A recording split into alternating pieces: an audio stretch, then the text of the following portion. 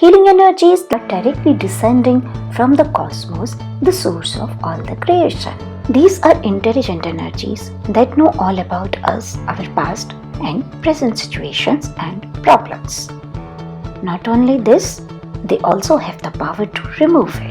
When you are in alignment to cosmic energies, they can literally lift your consciousness from a lower dimension to a higher one. They can do anything for you, from karma creation to liberation.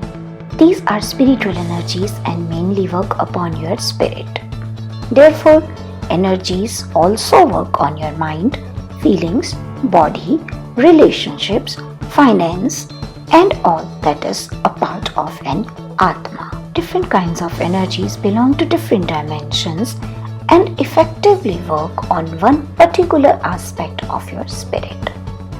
Cosmic energies don't have any side effects. However, you may encounter some sorts of disturbance in your body, mind, relationships, or life. All this is a part of healing process which is required.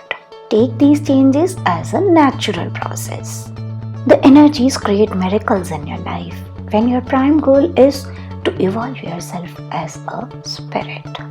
This is a wonderful and magical gift of the universe for us human beings in this changing era of consciousness.